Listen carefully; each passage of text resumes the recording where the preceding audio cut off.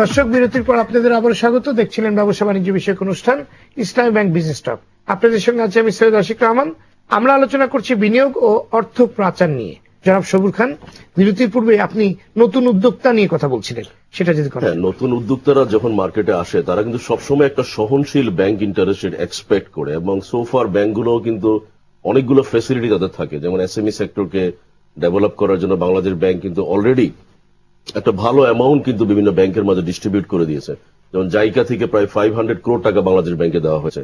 তো এইভাবে কিন্তু আমরা মনে করি কিন্তু বাংলাদেশ ব্যাংক যখন অন্যান্য ব্যাংকগুলোকে ভাগ করে টাকাটা দেয়, তখন কিন্তু বাংলাদেশ ব্যাংক কিন্তু অনলি 5% রেটে কিন্তু দেওয়া হচ্ছে। কিন্তু ব্যাংকগুলো কিন্তু নতুন উদ্যোক্তাদের কাছে তারা কিন্তু 5% বা 10% বা 12% তারা নিচ্ছে না, তারা কিন্তু নিচ্ছে তাদের সেই 18, 19 বা 17, 18%। তো এই ক্ষেত্রে আমরা মনে করি ব্যবসায়ীরা যে আসলে নতুন উদ্যোক্তাদেরকে প্রোভাইড করতে হলে একটা ফ্যাসিলিটি প্রোভাইড করতে হবে, এবং সেখানে ইন্টারেস্ট রেটটা সহনশীল হতে হবে। কারণ ইন্টারেস্ট রেট যদি সহনশীল না হয় তাহলে কিন্তু নতুন উদ্যোক্তারা এমনিতেই তারা একটা কম্পিটিটিভ মার্কেটে আসে। কারণ আমরা মনে করি আমরা যখন ব্যবসা শুরু করি 1990-তে যখন আমরা ব্যবসা করি তখন এত কম্পিটিটিভ ছিল না, এবং আমাদের প্রফিট মার্জিন কিন্তু আনবিলিভেবল হাই ছিল। কারণ আমরা যখন প্রফিট করেছি কোনো কোনো আইটেমে 200% প্রফিট আমরা করতে পেরেছি। কিন্তু এখন 200% কোন প্রোডাক্টে প্রফিট করা মানে সে মিথ্যা কথা বলা ছাড়া কোনো পথ নেই। তো সেই জন্য বলা হচ্ছে এখন কিন্তু প্রফিট চলে আসছে 1%, 2%। আবার লক্ষ্য করুন যে এনবিআর বা ট্যাক্স বা ভ্যাট এর পরিধি কিন্তু প্রতিনিয়ত বেড়ে যাচ্ছে। কারণ আগে যেখানে আমাদের কিন্তু ট্যাক্স অত সহনশীল পর্যায়ে ছিল, ইচ্ছা করলেই কিন্তু আমরা অনেক সময় কিন্তু এসকেপ করার স্কোপ ছিল, কিন্তু এখন কিন্তু সেই স্কোপটুকু নাই। তো সেই জন্য আমরা মনে করি যে বাংলাদেশ ব্যাংক এবং অন্যান্য ব্যাংকগুলো যদি সমন্বিতভাবে এখানে যদি প্রচেষ্টা না করে, এবং আপনি প্রথম থেকে যেই টপিকস গুলো নিয়ে আলোচনা করলেন সবকিছুর ভিতরে কিন্তু একটা সমন্বয়হীনতার অভাব। কারণ আমরা বাংলাদেশ ব্যাংকেও কথা বলেছি এই ব্যাপারে যে কিভাবে রেটটা সহনশীল পর্যায়ে নিয়ে আসা যায়, কিন্তু সেখানেও আমরা লক্ষ্য করেছি যে ব্যাংকগুলো, বিকজ আপনি দেখেন প্রতিনিয়ত প্রাইভেট ব্যাংকের জন্ম হচ্ছে। প্রাইভেট ব্যাংকগুলি কারা করছে? তারা কিন্তু বাংলাদেশের রাজনৈতিক এবং ব্যবসায়িক দুই প্রভাবশালী মহল কিন্তু জয়েন্টলি কিন্তু ব্যাংকগুলো করছে, এবং তারা কোনোভাবেই চায় না যে ইন্টারেস্ট রেটটা কমিয়ে নিয়ে আসুক। তাহলে আলটিমেটলি কি দাঁড়াচ্ছে? তার মানে কি ইন্টারেস্ট রেট কখনই কমে আসবে না? আমরা যদ্দূর দেখতে পাচ্ছি যে বাংলাদেশ ব্যাংকগুলোর বর্তমান যে সিচুয়েশন আসে ইন্টারেস্ট রেট কমার কোনো লক্ষণ নাই। তার কারণ হচ্ছে ব্যাংক একটা মুনাফা বা প্রফিটেবল ব্যবসা বলেই তো সবাই এই ক্ষেত্রে ছুটে আসছে, এবং প্রতিনিয়ত ব্যাংকের জন্ম হচ্ছে। তো সেই জন্য আমরা বলবো ওভারঅল বাংলাদেশের ওভারঅল ইকোনমিক সিচুয়েশন যদি আমরা দেখি, যে সর্বক্ষেত্রে কিন্তু আমাদের এখন দরকার হচ্ছে একটা রাজনৈতিক স্থিতিশীলতা, একটা কমিটমেন্ট, ইন্টিগ্রেটেড সাপোর্ট, বিরোধী দল, সরকারি দল সবাই, যার আমরা দেশটাকে ভালোবাসতে চাই। জি ধন্যবাদ। জনাব কবির, বাংলাদেশ ব্যাংকের তথ্য মতে দীর্ঘমেয়াদী মূলধনের ক্ষেত্রে সুদের হার 17 থেকে 19%, কিন্তু সার্ভিস চার্জ, ঋণ সমন্বয় সবকিছু নিয়ে এটার পরিমাণ প্রায় 24% কাছে গিয়ে দাঁড়ায়। এই পরিমাণ আপনার সুদের হার গুণে আসলে বিনিয়োগ করা কতখানি আসলে বাস্তব ধর্মী বলে আপনি মনে করেন? প্লাস ওনার কথা সূত্র ধরে আমি বলবো যে এই পরিমাণ যে আপনার মানে সুদের হার কমারও তো খুব একটা সম্ভাবনা নাই, কারণ অতি মুনাফার আশায় তো অনেক ব্যাংকও আসতেছে নতুন নতুন, তারা তো আপনার চাবে না কোনোভাবে যে সুদের হার কমুক, কিন্তু বিনিয়োগে যদি না থাকে তাহলে সুদটা কোথা থেকে ব্যাংকগুলো নেবে? প্রথম আমি পুরাপুরি ওই স্টেটমেন্টের সাথে একমত না, এটা আমি বলি। জিনিসটা হচ্ছে বাংলাদেশে সুদের হার বেশ কমই ছিল আপনি 10-11 দিকে। আমাদের যে 12 সালের দিকে দেখলাম যখন যে তারল্য সংকট দেখা দিল তখন এটা পুস্ট আপ হয়েছে, এবং এখন যখনই তারল্য সংকটটা কেটে গেছে, এবং এটা সেম জিনিসটা করতেছে ইন্ডিয়া এবং চায়নাতে, আমরা দেখতেছি ইন্টারেস্ট রেট পুস্ট হয়েছে তাদেরই যখন তারল্য সংকট হয়েছে। এবং এইখানে যেটা ঘটতেছে, সরকারি ব্যাংকগুলা কোনো সময়, এখন সরকারি ব্যাংকগুলোতে সার্ভিস চার্জ এগুলা নাই। সরকারি ব্যাংকগুলা কোনো সময়ই 15 এবং সর্বোচ্চ শুধু সিসির জন্য 16% গেছিল। অলরেডি তারা they have reduced it by 1%, 2% already সিদ্ধান্ত হয়েছে বোথ ডিপোজিট এবং কার্যকরী হয়েছে। এবং আমি বলবো যে আমার ব্যাংকে কার্যকরী হয়েছে, এবং এটা কার্যকর হয়েছে, এটার মানে আমরা অলরেডি বোর্ড রেজলিউশন সবকিছু দিয়ে এটা বাস্তবায়ন, আমরা তো 14-15%-এর উপরে কোনো অবস্থাতেই যায় না, কোনো অবস্থাতেই যায় না, এমনকি 14%ই মোস্টলি। আর যেটা বলছেন যে রিইম্বার্সেবল, যেটা হচ্ছে যে বাংলাদেশ ব্যাংক থেকে যেটা 5%-এ পায়, এটাতে কেউ নেওয়ার কোনো সুযোগই নাই। কোনো ব্যাংক, সরকারি হোক বেসরকারি, কেউই 10%-এর উপরে আমরা নেওয়ার কোনো সুযোগ নাই। কারণ বাংলাদেশ ব্যাংক থেকে যে কন্ডিশনে তারা রিইম্বার্সমেন্ট পাবে, এতে করে ওই এসএমই ঋণগুলাতে তারা নিতে পারবে না। তারা যদি নিজস্ব অর্থায়নে এসএমই ঋণ ফান্ডিং করে তখন তারা হয়তো হাইয়ার রেটে যে 13, 14, 15। প্রাইভেট ব্যাংকগুলোর মধ্যে অনেকে কারণ আমাদের দেশে একটা জিনিস খেয়াল রাখতে হবে, যেটা হচ্ছে যে আমরা দেখেছি কয়েক যে মাস আগেই বাংলাদেশ ব্যাংক ফাইন করেছে প্রায় 25টা প্রাইভেট ব্যাংকে, যারা তাদের যে সিডিআর, তারা তাদের যে লিমিট, যে ক্রেডিট ডিপোজিট রেশিও, যেটার লিমিট যে এক্সিড করে তারা লেন্ডিং করছে, এমনকি যে বাংলাদেশ ব্যাংকের যে সীমা আছে এটা অতিক্রম করে তারা ইনভেস্টমেন্ট করছে এইসব কারণে। এবং তারা অনেকেই, এবং একটা ইন্টারেস্টিং জিনিস আমি একদিন একটা অনুষ্ঠানেও বলেছিলাম, যে মালিক গার্মেন্টস এর মালিক উনি আবার ব্যাংকেরও মালিক।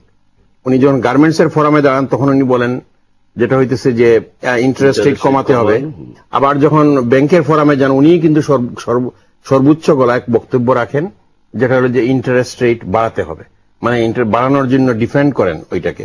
অতএব এই দুর্বলমানতাগুলা কারণ হচ্ছে কি, বাংলাদেশের সব জায়গায় প্রফিট বেশি। আপনি এটা ঠিকই বলেছেন যে ব্যাংকিং সেক্টরেও যেরকম ভাবে প্রফিট যে হারভেস্ট, নতুন ব্যাংক আসছে, যখন আমরা যখন 400 কোটি টাকা যখন পেইড আপ ক্যাপিটালের কথা বলা হয়েছে, বলছেন যে এটাতে কই থেকে আসবে, কিন্তু আমরা দেখলাম সবগুলা ব্যাংকই 400 কোটি দিয়েই তারা শুরু করতে পারলো। মানে এনভায়রনমেন্ট আছে, ডিপোজিট আছে, বিজনেস অপরচুনিটি আছে। কেউ বিজনেস এখানে আসতো না যদি বিজনেস অপরচুনিটিজ না থাকে। আমি বলবো ইটস এ গ্রোয়িং ইকোনমি। এইখানে যে সবকিছুকেই মাইক্রোভাবে না দেখে, আমি মনে করি এখন যে অবস্থা দাঁড়াইছে, এখন সিডিআর ম্যাক্সিমাম ব্যাংক, সরকারি ব্যাংক সবগুলা 70-এর নিচে ক্রেডিট ডিপোজিট রেশিও, যেটা 80, 85, 100 পর্যন্ত চলে গেছিল।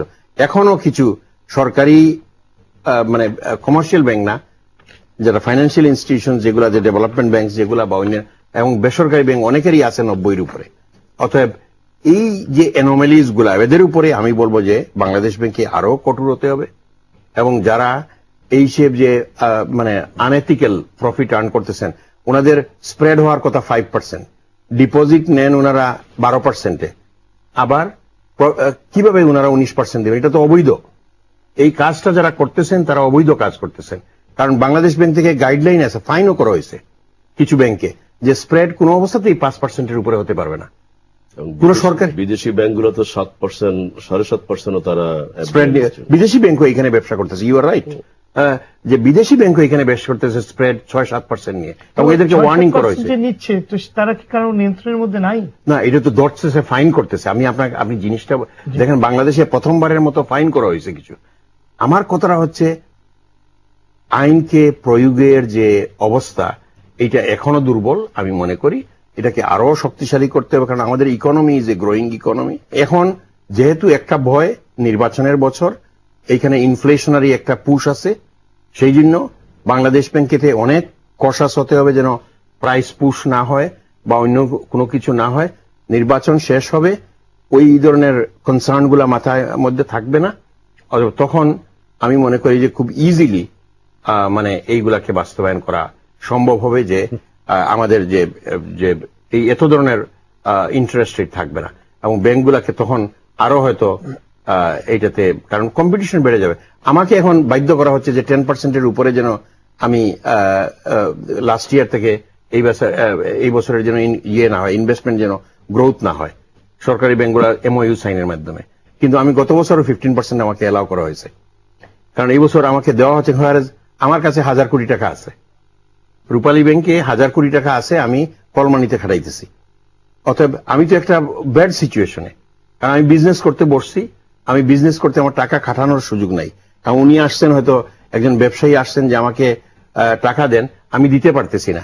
কিন্তু আমি এখন, কিন্তু এটা হচ্ছে যে সার্কামস্টেন্সিয়াল সিচুয়েশন। জি, আপনার কাছে আবার একটু গ্যাপ করি। এখানে একটা বড় সমস্যা কিন্তু আছে আপনাদের কোঅপারেটিভ ব্যাংক বা অন্যান্য যে নন ফিনান্সিয়াল অর্গানাইজেশন গুলো, যারা ব্যাংকিং প্রথা না মেনে যারা ব্যাংকিং করে, তারা কিন্তু একটা বিরাট কি বলা যায় যে মার্কেটে কিন্তু একটা এইটা ব্যাংক কোম্পানি আইনে, নতুন আইনে অনেক ওইগুলোকে প্রোটেক্ট করা উচিত। অবশ্যই আপনি একটা কোঅপারেটিভ ব্যাংক বলছে আমি 18%, 19%, কোনো অবস্থাতে that should not be happen, যেটা আমি মনে করি যে আপনাদের উপরে সে এফেক্ট করে।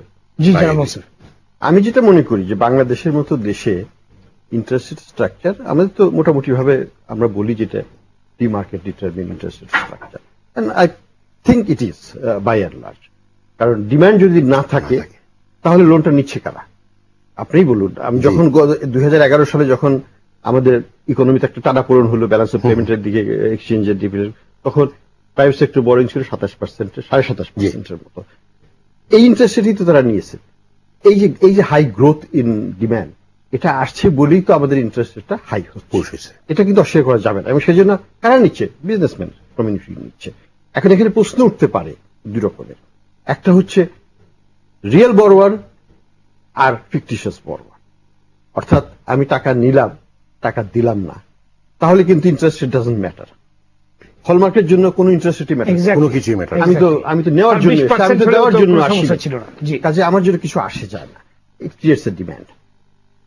এটা একটা ফ্যাক্টর। আর সত্যিকার অর্থে রেগুলেশন ইজ ভেরি ইম্পর্টেন্ট। রেগুলেশনকে কয়েকটা জিনিস তো দেখতে হবে। একটা হচ্ছে কার্টেল আছে কিনা। আমি তো মনে করি আমাদের bankers association is a cartel. তারা ঠিক করে 13%-এর উপর ডিপোজিট রেট দেওয়া যাবে না, এবং কোনো ব্যাংক দেয় না। এটা তো কোনো দেশও অ্যালাউ করবে না যে একটা non government entity fixing interest rate which effects every depositor. আমি জাস্ট একটা কথা অ্যাড করি আপনার এটাতে, যেটা হলো যে সরকারি ব্যাংকগুলা কিন্তু ওই অ্যাসোসিয়েশনে আবার ঢোকার সুযোগ নাই। এটাও আর একটা, যে ওইখানে যে আমি যে সরকারি ব্যাংক হিসেবে যে আমি ওইখানে গিয়ে অপিনিয়ন দিব এই অ্যাসোসিয়েশনে, ওইটারও সুযোগ নাই। তো এই যে রেস্ট্রিকশনটা দিল, আমি বাংলাদেশ ব্যাংকে বহুবার বলছি, this is a cartel, you must act against it, and circular দিয়ে ওটাকে ফরবিট করে দাও যে কোনো ব্যাংক অন্য কোনো ব্যাংককে বলতে পারবে না আমার ইন্টারেস্ট রেট 13%, তুমি ইন্টারেস্ট রেট 13% রাখো। This is absolutely A cartel, monopoly cartel. এবং তারা তো এটা করছে। তারা এই ক্ষেত্রে কম্পিটিশন কিভাবে হবে? 40 জনও হবে না, 50 জন হলেও হবে না, 100 জন হলেও হবে না, কারণ তারা তো একসাথে বসেই সিদ্ধান্ত নেবে আমরা কিভাবে আমরা ইন্টারেস্ট রেট করবো। বাংলাদেশ ব্যাংকের একটা বা সরকারের একটা বড় রোল আছে, এবং সরকারকে বাংলাদেশ ব্যাংকে ক্ষমতায়ন করতে হবে। কারণ এখানে যেটা হয়েছে আমি দেখেছি, অনেক ক্ষেত্রেই ব্যাংক মালিকরা মনে করে যে তাদের বাংলাদেশ ব্যাংকে পরোয়া না করলেও চলে, এবং সেটা প্রমাণ বহু আছে। বাংলাদেশ ব্যাংকে বুঝতে হবে যে তাদের ক্ষমতা অ্যাপ্লাই করতে হবে। কারণ আমাদের তো সব ইনস্টিটিউশনের একটা সমস্যা কি, আমাদের আইনগত ক্ষমতা থাকলেও আমরা ক্ষমতা অ্যাপ্লাই করতে পারি না। আমরা চেয়ে থাকি মন্ত্রণালয়ের দিকে বা পিএম অফিসের দিকে যে কি ইনস্ট্রাকশন আসতেছে সেইভাবে আইনকে আমরা আমার এমপ্লয়ারের কাছে। এই যদি আমাদের অ্যাটিটিউড হয়, তাহলে তো লিডারশিপ যদি আমরা না দিতে পারি, তাহলে ক্ষমতায়ন করেও কোনো লাভ হয় না। এটা একটা সমস্যা। আমরা যদি এখন দেখি যে স্প্রেডটার দিকে, আমরা বলি যে 5% মুক্ত, রাষ্ট্রায়ত্ত ব্যাংকগুলোর অবস্থায় যদি আমরা দেখি, the loss they have taken, এই লসটাকে যদি পুরাইতে হয়, তাহলে স্প্রেড কোথায় যেয়ে দাঁড়াবে? 5 কেন 10% স্প্রেড করলেও তো এই লস পুষাইতে পারবে না। এখন বর্তমান যে সিচুয়েশনটা হয়েছে, শুধু রাষ্ট্রায়ত্ত ব্যাংক না, প্রাইভেট ব্যাংকেও কিন্তু লোন লস প্রভিশন বেড়ে যাচ্ছে, and they have to cover it. কোথায় যে কাপ দিবে? স্প্রেডে যে।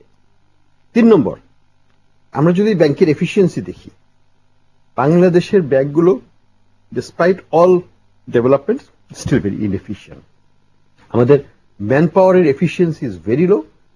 প্রাইভেট ব্যাংকগুলো কিন্তু paying reasonably high salaries but getting low service at the same time.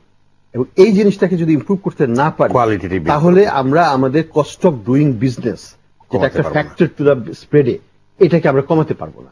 এবং এদিকেও বাংলাদেশ ব্যাংকের নজর দিতে হবে। আজকে রিসেন্ট একটা স্টাডি দেখলাম, আমি আজকে পড়ছিলাম মাইক্রো ফাইন্যান্স ইনস্টিটিউট থেকে, তারা বলছে যে বিশেষ করে যারা ক্ষুদ্র এবং মাঝারি ঋণ গ্রহীতা, তাদের কাছে ফর্মাল সেক্টর অর্থাৎ ব্যাংকিং সেক্টর থেকে ঋণ নিতে যে পরিমাণ খরচ হয় আদার দেন ইন্টারেস্ট, সেটা অ্যাড করলে পরে মাইক্রো ফাইন্যান্স থেকে যে 24% নেয় সেটা চিপার। অর্থাৎ আমি কি বলবো, এখন বলি একটু, আমি আপনার সাথে একটু আপনার একটু করে বলি। আপনারা হয়তো বলছেন যে আমরা 14% লোন দিচ্ছি, কিন্তু আমি জানি যে কাস্টমার ঘরে ঢোকার সাথে সাথে তাকে বলা হচ্ছে তুমি 10% এখানে দিয়ে যাবা। হ্যাঁ, এখানে দিয়ে যাবা 10%, তা না হলে don't even come to talk to us. তার ফলে কি হচ্ছে, 14% প্লাস আরো আনসিন একটা কোয়ান্টিটি অ্যাড হয়ে গেল, যেটার কারণে আসল কাস্টমার কিন্তু 14% ধারে কাছেও পাচ্ছে না। আলটিমেটলি আমি let be honest one thing, subsidized এটা সেটা করে কোনো লাভ হয় না, কারণ এটা বেসিক্যালি যায় ইন দ্য রং হ্যান্ড।